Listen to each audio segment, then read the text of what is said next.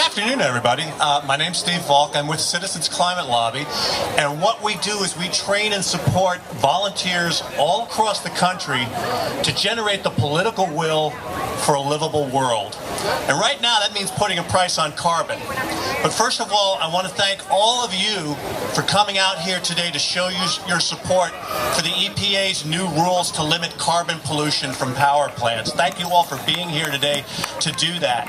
And I don't have to tell you the many reasons why it's important for the EPA rules right now. But I am going to tell you about why it's important that you're showing your support today. There are powerful forces with lots of money who oppose this new rule.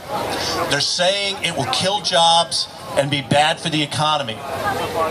But as I said in an op-ed in the Atlanta Journal-Constitution recently, they've made predictions like this, predictions of gloom and doom about EPA regulations before, and none of it has come to pass. In 1990, the EPA installed a cap-and-trade program to cut air pollution that was causing acid rain. Critics predicted all kinds of economic fallout from that. But what really happened?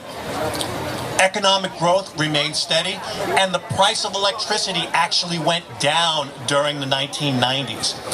And we also stopped poisoning our lakes and killing fish. So, in a similar pushback in the 1980s, when the EPA took steps to limit ozone-causing pollutants from depleting the Earth's protective ozone, they said that that was going to also affect the economy. It didn't, but now we have less chance of getting skin cancer. So if history is any indication, we have nothing to fear economically from EPA regulations. However, we do have everything to gain in terms of leaving a livable world for our children and our grandchildren. Now let's step back for a second and talk about why it was necessary for the EPA to develop carbon dioxide regulations. The reason it became necessary for the EPA to act is because Congress failed to pass legislation to price carbon. President Obama said he would have preferred a market-based solution like that, but Congress never delivered. If we're looking for someone to blame for that failure, we need to point the finger at ourselves. Politicians don't create political will. They respond to it. The simple truth is that we, as a community, failed to generate that political will. And here's another simple truth.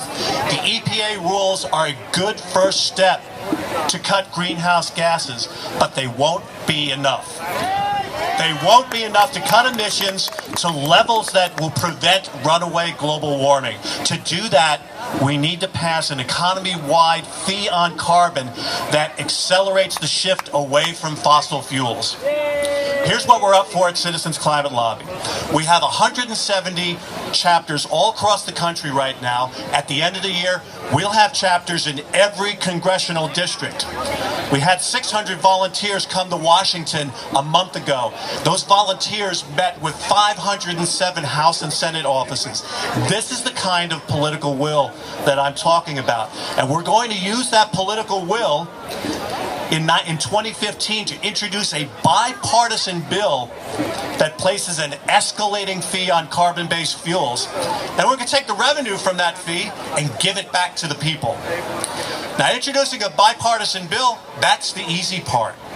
The hard part is going to be passing it. So are you up for that challenge? Absolutely. Yeah. Do you want to see that happen?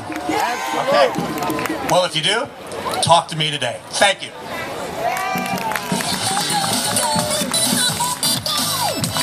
Let's give Steve a big round of applause.